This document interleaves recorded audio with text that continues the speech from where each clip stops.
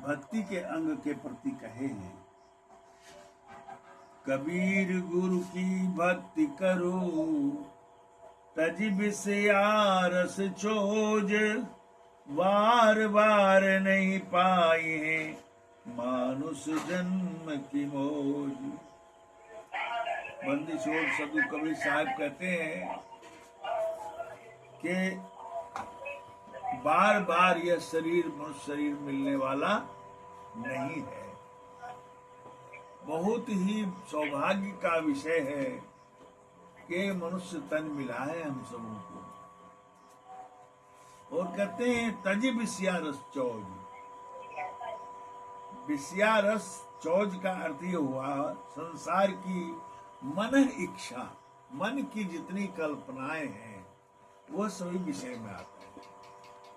जितना कार्य मन में सोचते हैं, ये करूंगा वो करूंगा ऐसे वैसे, सारी बात उनको विषय ही कहते हैं।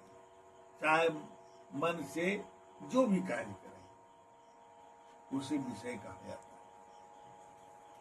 तो तजी बिस्या रस चौज, बार बार नहीं पाए ही मानुष जन्म की मौज। ये मनुष्य जन्म का जो मौज है, आनंद है, या फिर बार बार नहीं मिलने वाला है। फिर तो हमें पशु जोनियों में जाना पड़ेगा, कीट पतंगों में जाना पड़ेगा, नाना प्रकार की जोनियों में जाकर के कर्मानुसार भोग भोगना पड़ेगा। जैसे जैसे विचार हमारे अंदर मन में उठे हैं वैसे वैसे उस क्षतिपूर्ति के लिए 84 लाख जोनियां बनी हुई है। ये शायद कर रहे हैं। भक्ति बीज बिन से नहीं, आई पड़ी जो चोल, कंचन जो विष्टा पड़े, घटे न ताको मोल। जो व्यक्ति भक्ति के लिए समर्पित हो जाते हैं, गुरु की भक्ति करते हैं, जो व्यक्ति अध्यात्म के मार्ग में अपने आप को समर्पित करते हैं व्यक्ति, उस व्यक्ति के बारे में साहिब कहते हैं कि इस चोल में जो आ पड़े हैं, इस मनुष्य शरीर की चोला में जो आ पड़े हैं, तो फिर गुरु भक्ति के प्रभाव से साहब ने कहा कि भक्ति बीज बिनसे नहीं, आई पड़ी जो चोल, कंचन जो विष्टा रहे, घटे न ताकू। फिर मान लिया जाए शरीर अधूरे पर में ही छूट गया।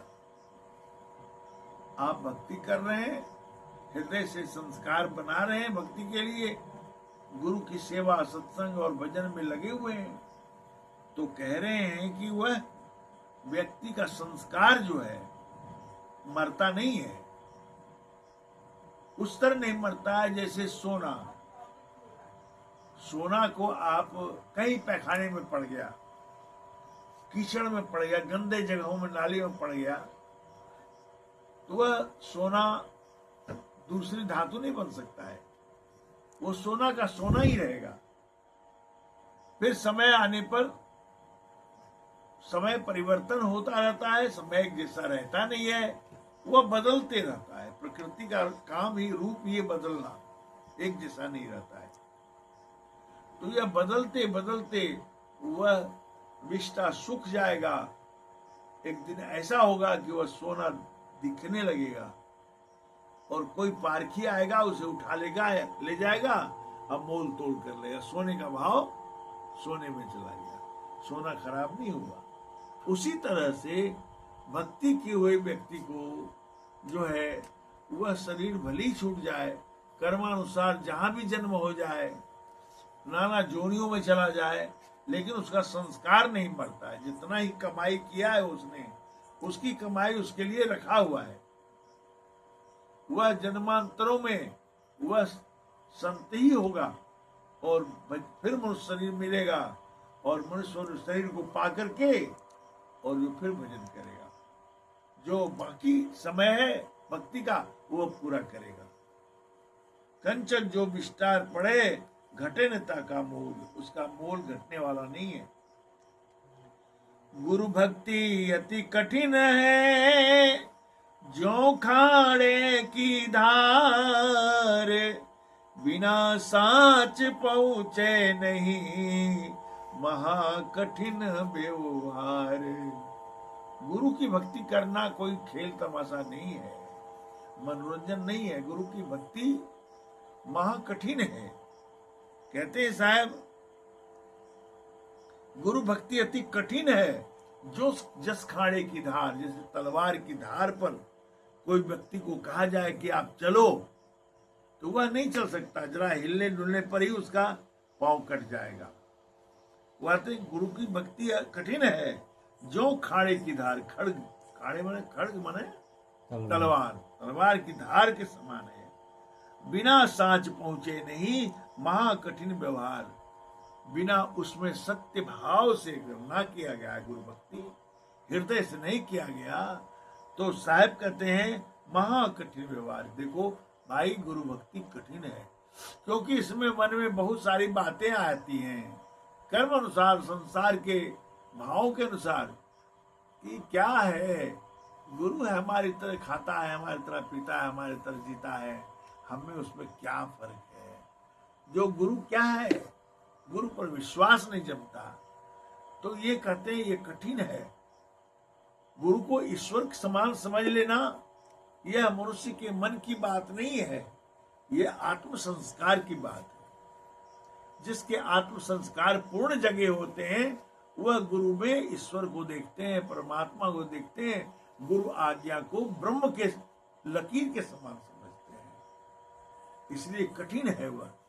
तो धीरे धीरे धीरे धीरे जब गुरु से जुड़ जाते हैं, तो उनके संस्कार धीरे धीरे बन जाता है, समय से थोड़ा थोड़ा करके बन जाता है। साहब कहते हैं, भक्ति दुहेली गुरु ने की, नहीं कायर का काम, शीस उतारे हाथ से, सोले सी सतनाम। भक्ति दुहेली गुरु की, दुहेली का अर्थ होता है कठिन। गुरु की भक्ति अति कठिन है। कहते हैं कि नहीं कायर का काम, जो व्यक्ति कायर है, संसार में लिप्त है और गुरु को ईश्वर समान ना समझ रहा है, वह तो कायर है। उसमें कर्मठता और उसकी संस्कार पूर्ण अभी नहीं है। इसलिए कहते हैं यह कायर का काम नहीं है गुरु की भक्ति करना। कहते हैं शीश उतारे हाथ से, सो ले सतनाम। तो कहते अपने हाथ से सिर को काट के उतार चढ़ा दे गुरु के चरणों में, वही व्यक्ति सत्यनाम ले सकता है। यानी सत्यनाम के में अपने आप को निरूपित कर सकता है। निरूपित करने का मतलब सत्यनाम में अपने आप को तल्लीन कर सकता है, दे डालता है, और फिर सत्यनाम का रूपांतरित अवस्था जो आते जाता है, सूक्ष्म अति सूक्ष्म अवस्था आते जाता है सुमरन करते हुए, तो एक दिन वही आत्म चेतना को, सूरत को लेकर वह सतलोक को पहुंचा देता है। कहते हैं साहेब,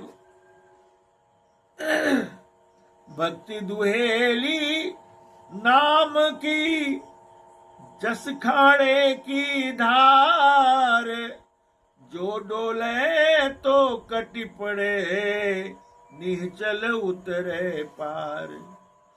कहते हैं भक्ति नाम की बहुत कठिन है। भक्ति दुहेली नाम की भक्ति बहुत कठिन है। नाम की परिभाषा क्या है? नाम की परिभाषा है जो मुख से बोला ना जा सके, जो कान से सुना ना जा सके, जो आंख से देखा ना जा सके, जो नाक से सूंघा नहीं जा सके, जो मन की पकड़ से बाहर हो, बुद्धि इंद्रियां उसकी पकड़ से बाहर हो। जैसे कहा है रामायण में, गो गोचर जह लगी मन जाई, सोसम माया जानो बाई। जहां तक इंद्रियां और मन, बुद्धि, चित्त, अहंकार इनकी पहुंच है, वहां तक माया है, यानी ब्रह्म है, वहां तक वो नहीं है। इसलिए नाम की भक्ति जो है कठिन है, वह तलवार की धार की तरह है। उसके लिए अपने आप को संयमित करना पड़ता है, धीरे धीरे धीरे धीरे जो है एकाग्र हो जाना पड़ता है। शरीर की चिंता छूट जाती है और जीवन की चिंता छूट जाती है। हम क्या हैं, हमारा जीवन क्या है, खोली चल दी है, इसकी चिंता भी नहीं रहती। ना तो इसने कहा कि भक्ति दुहेली नाम की जस खाड़े की धार, जो डोले तो कटी पड़े नीचे उतरे पार। कहते हैं इसलिए जिस तरह से गुरु की भक्ति कठिन है, उस तरह से नाम में भी निरूपित होना कठिन है, एकाग्र चित्त होना कठिन है। थोड़ा सा आप काम करते हैं, काम करने के समय मन सुमरन कर रहे हैं नाम का, सुमरन करते करते मन आपका कहीं और लग गया, सुमरन छूट गया, है कि नहीं। तो इसलिए नाम धराया गया है।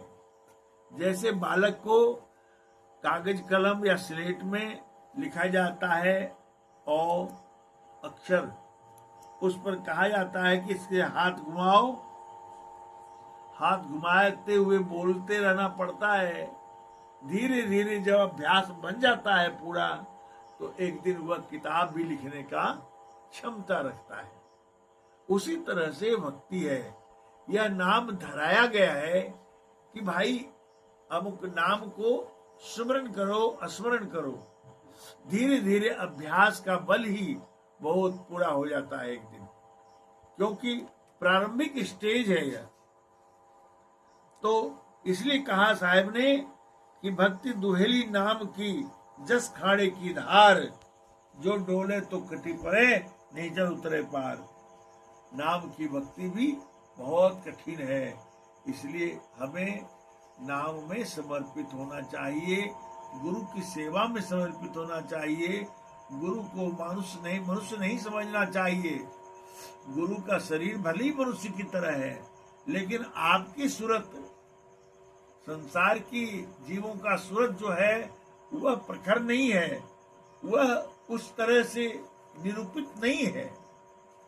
इसलिए सूरत जो है भटकी हुई है संसार में, और मनोनीत स्तर पर सूरत को मन जो है बांध कर और इंद्रियों के माध्यम से संसार में दौड़ते रहता है। इसलिए साहब कहते हैं कि नाम की भक्ति कठिन है। धीरे धीरे धीरे धीरे रेमना, धीरे सब कुछ होए, माली सींचे 100 घड़ा, ऋतु आए फल होए। हम पौधे भी लगाते हैं तो धीरे धीरे उसमें खाद पानी देते हैं, उसकी सुरक्षा करते हैं, चारों तरफ से घिरावा देते हैं ताकि बकरियां ना खा जाए। तो जाके धीरे धीरे वह बड़ा हो जाता है, अंकुरित होते हुए बड़ा हो जाता है। फिर तो वह अगर पीपल का पेड़ बनाए हैं तो उसमें हाथी भी बांध देंगे तो उसको नहीं उखाड़ सकता। इसलिए भक्ति रूपी पौधा जो है लहला उठता है समय से, और उसमें उसका कुछ को कोई नहीं बिगाड़ सकता है। इसलिए भक्ति रूपी पौधे को ठीक करने के लिए, उसकी सुरक्षा करने के लिए सदगुरु ने कहा है कि इसकी सुरक्षा करनी चाहिए जब आपको नाम दिया गया है। सुरक्षा करने का मतलब यह है कि इसको हमेशा, या आपका, इसको कोई नहीं जानता है कि आप क्या कर रहे हैं। आप अपने अंदर गुरु के दिए हुए नाम को स्मरण करते हैं तो यही काफी है, और हृदय से करते हैं तो ये बहुत अच्छा है। यही एक दिन रंग लाएगा, सारे मन के कलमश दूर कर देंगे और एकदम दृढ़ बना देगा, मजबूत बना देगा भक्ति रूपी पौधे को। यही है, इस तरह से भक्ति करनी चाहिए। करते करते जीवन एक दिन भक्ति के जिस उद्देश्य में लगे हुए हैं भक्ति करने, आत्म कल्याण के लिए, एक दिन आत्म कल्याण का अवसर प्राप्त होगा। साहिब